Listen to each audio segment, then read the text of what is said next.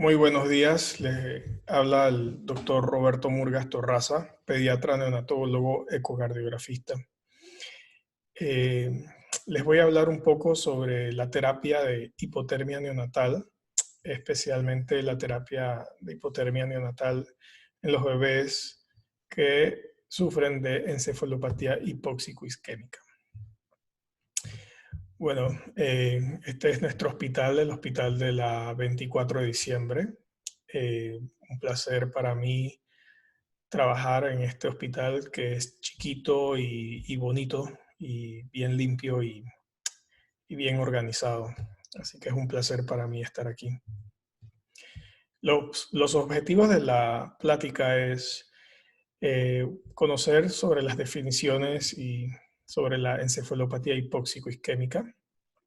Esto es cuando los bebés básicamente se asfixian, ¿no? ¿Cómo reconocer los pacientes en riesgo? Las bases científicas de la terapia de hipotermia y los criterios para colocar en terapia de hipotermia a los bebitos. Las definiciones de asfixia siempre fue una controversia, es un término impreciso y en la mayoría de los casos mal usado. La Academia Americana de Pediatría y el Colegio de Obstetricia tienen criterios para designar a un bebé como asfixiado. Debe tener una acidosis metabólica con un pH por debajo de 7.0 en muestra de sangre arterial, un Apgar menor de 3 después de los 5 minutos y síntomas neurológicos tempranos como convulsiones, coma e hipotonía, además de falla multiorgánica. La forma en que vamos a relatar y a conversar sobre este problema de la encefalopatía hipóxico-isquémica y la terapia de hipotermia en los bebés, lo vamos a hacer a través de un caso clínico, que creo que es la mejor forma de presentarlo. En este caso clínico es una mujer embarazada de 36 años con un embarazo de 40 semanas a término. Ingresa por filtro de ginecología con dolor abdominal y de espalda y contracciones. Tiene historial de una cesárea previa y miomectomía por leiomiomas. Al examen físico tiene sangrado vaginal y un útero firme. El trazado de monitoreo fetal es el siguiente. Como ven, hay algunos trazos en el monitoreo con algunas desaceleraciones que se observan allí. Entonces, ¿cuál es la interpretación del trazado? Por ahí empieza, desde ahí empieza el correcto manejo de estos bebés que sufren la encefalopatía hipóxico-isquémica. Desde la detección temprana del caso in útero y definir la causa y aplicar los manejos y tratamientos adecuados desde que se está en útero. Entonces, la encefalopatía hipóxico-isquémica resulta de la deprivación de glucosa y oxígeno al cerebro, resultando en disminución del metabolismo oxidativo. No es lo mismo que una depresión perinatal, es decir, la encefalopatía hipóxico-isquémica no es igual a una depresión perinatal causada a veces por uso de anestésicos o ciertas infecciones del sistema nervioso central. Los eventos que conducen a una encefalopatía hipóxico-isquémica se pueden detectar intraútero mediante un monitoreo anormal. Por ejemplo, como lo vimos en el caso anterior, el monitor tenía unas desaceleraciones prolongadas, en donde la variabilidad se ve disminuida. Entonces, si tenemos un monitoreo normal, ya de por sí debe levantar la alarma de que ese bebé puede tener encefalopatía hipóxico-isquémica. La presencia de meconio o de sufrimiento fetal, ciertas dificultades en la labor de parto, una distosia de hombro, una labor de parto prolongada, debe darnos indicativos de que ese bebé puede llevarnos a tener una encefalopatía hipóxico-isquémica. La necesidad de resucitación, de uso de masaje cardíaco, compresiones cardíacas, de necesidad de intubación, una ventilación asistida o de medicamentos como la adrenalina y una puntuación de Apgar bajo a los 5 minutos. La incidencia de la encefalopatía hipoxicoisquémica es de 1.5 casos por cada 1000 nacidos vivos en países desarrollados. En países en vías de desarrollo, esta incidencia es un poco más alta. La etiología es multifactorial. De un 20 a 50% de los neonatos con encefalopatía hipoxicoisquémica mueren en el periodo neonatal. Y hay un cuarto de estos, un 25% de los que sobreviven, desarrollan secuelas permanentes. La fisiopatología, la hipoxia sistémica con disrupción del flujo central, que lleva a incremento del flujo sanguíneo cerebral inicialmente, debido a la inmadurez del cerebro y la inmadurez del sistema de autorregulación del cerebro del neonato, termina en caída del flujo cerebral de sangre y afecta esto causando desde hemorragias hasta isquemias. Entonces, cuando ocurre esta hipoxia a nivel cerebral, hay una falla energética con una despolarización de la membrana y liberación de neurotransmisores que son tóxicos, radicales libres con daño neuronal. Después viene la reperfusión con mayor radicales libres, muerte celular, necrosis y apoptosis.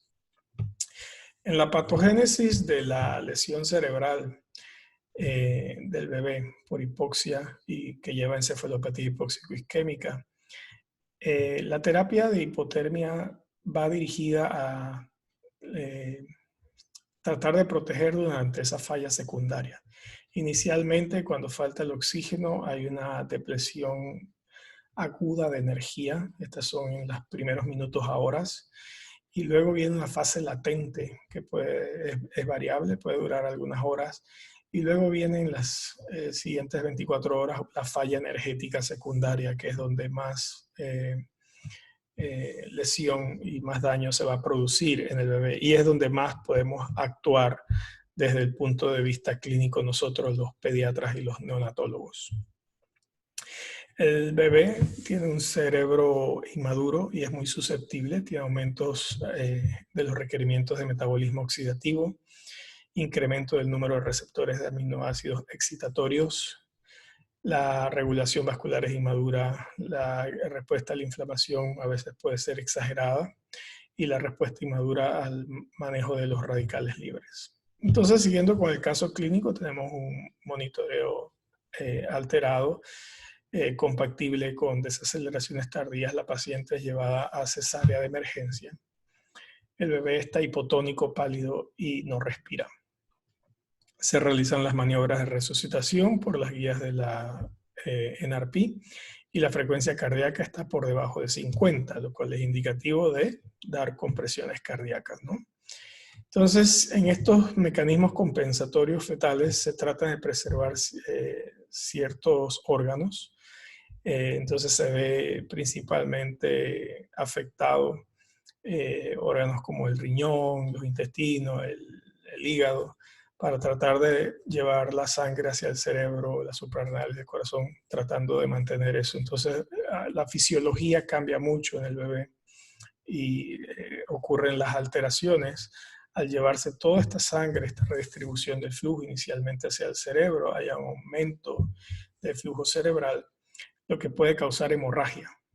Luego de que se pierde la autorregulación, entonces, y la hipercapnia, el aumento del CO2, la hipoxemia, la acidemia, entonces disminuye la presión, disminuye el flujo cerebral y entonces viene la lesión isquémica a nivel cerebral.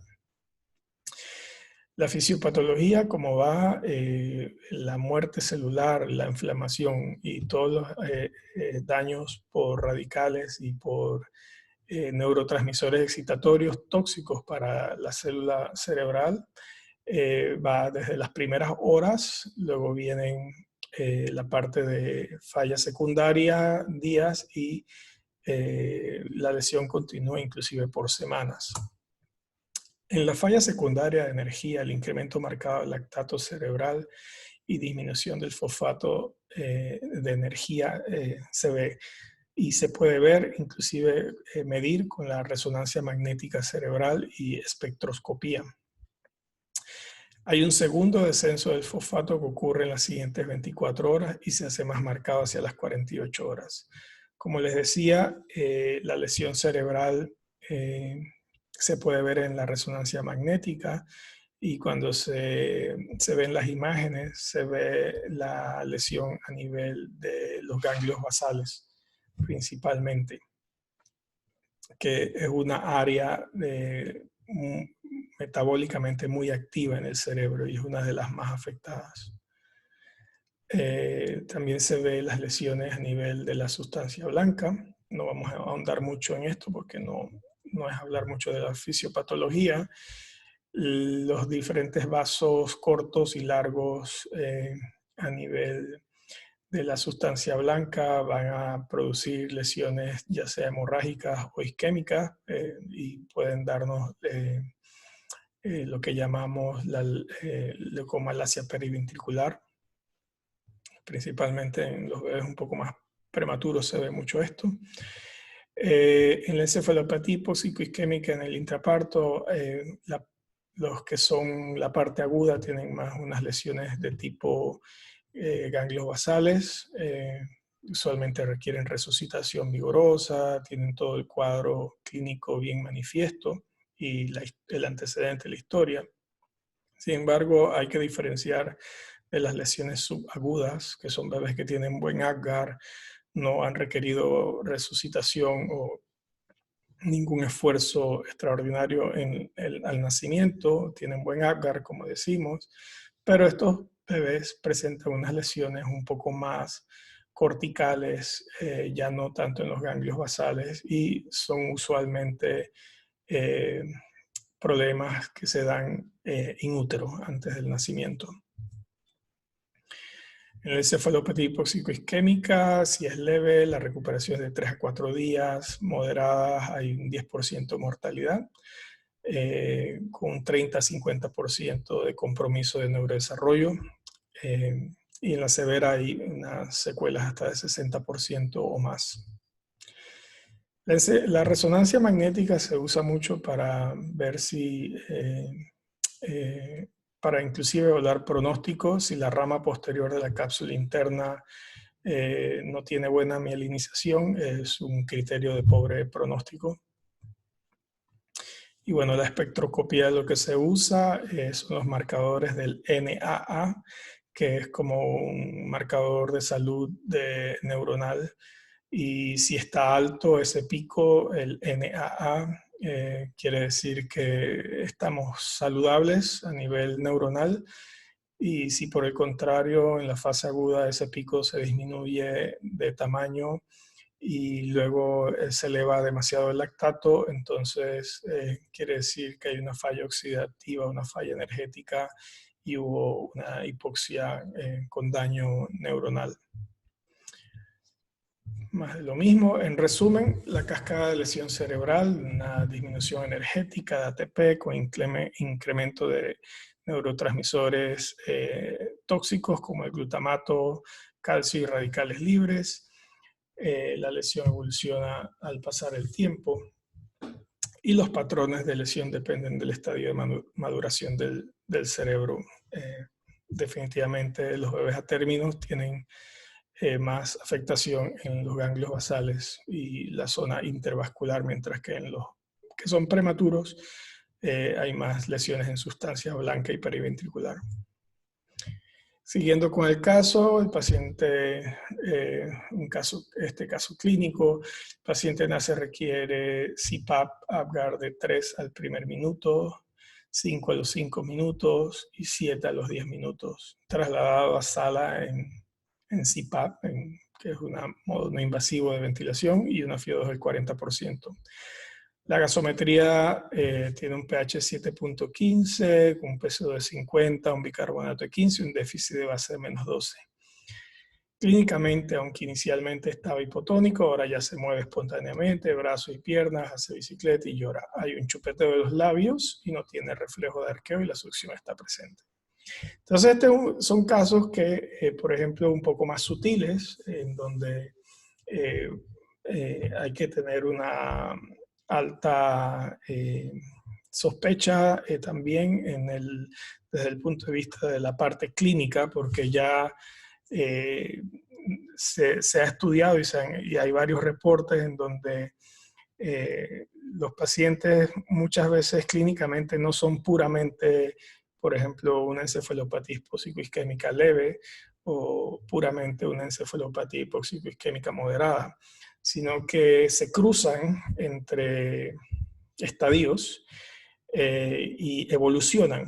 Entonces, de hecho, en muchos centros ya se está iniciando los pacientes con hipotermia, inclusive eh, si tiene datos de aparente encefalopatía hipóxico-isquémica leve, incluso siempre y cuando cuente con, por ejemplo, un antecedente de un evento centinela, por ejemplo, un evento durante el parto o durante el monitoreo que es preocupante por hipoxia, o si tiene cualquier dato de encefalopatía hipóxico-isquémica.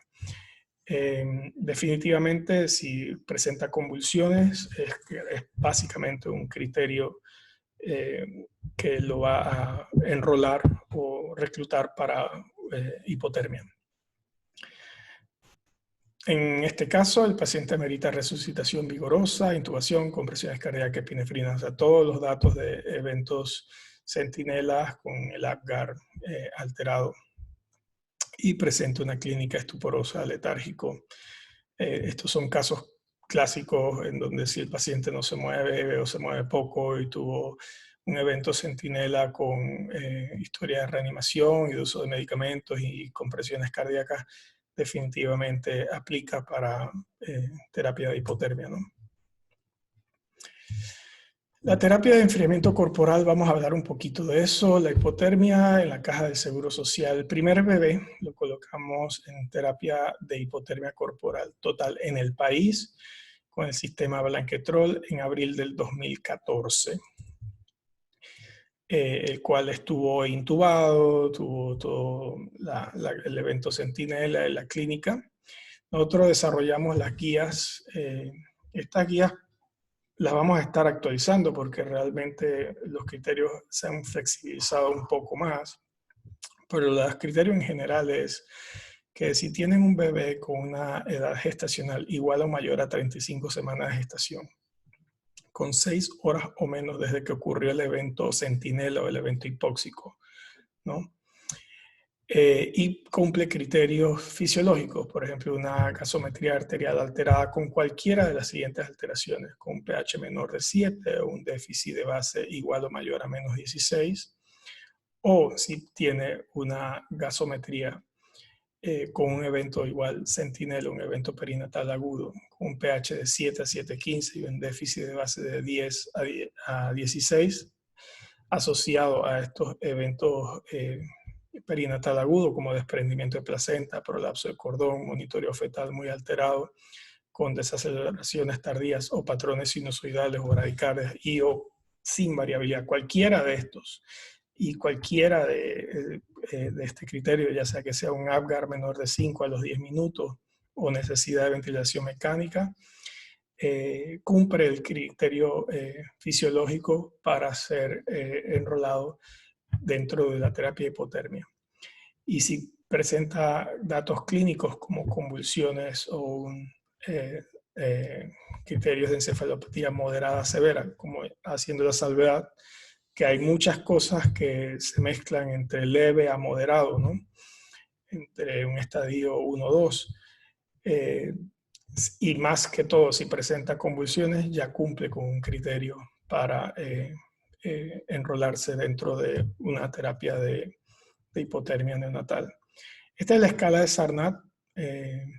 Más que todo, nos enfocamos en la parte de encefalopatía moderada y severa. Como le dije, hay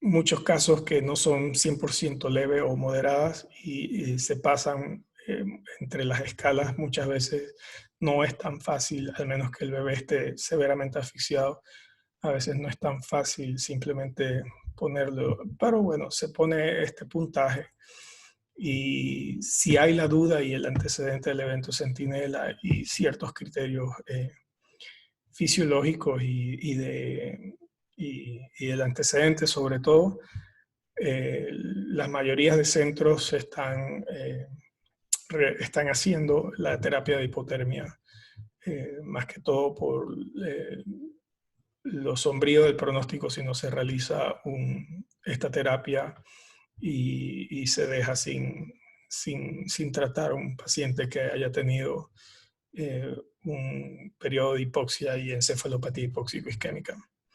Este es el algoritmo que nosotros utilizamos. Hacemos mucho énfasis en el evento hipóxico perinatal agudo, en los ciertos criterios gasométricos, principalmente un déficit de base menor de 10 con un pH menor de 7.15. Y definitivamente si convulsiona, entra directamente con los criterios. Como le decía, actualmente se están considerando los siguientes casos para terapia de hipotermia corporal total. Los neonatos mayores de 34 semanas, mayor o igual a 34 semanas, la inmensa mayoría de los estudios se hicieron con bebés mayores de 36 semanas y algunos con mayores de 35.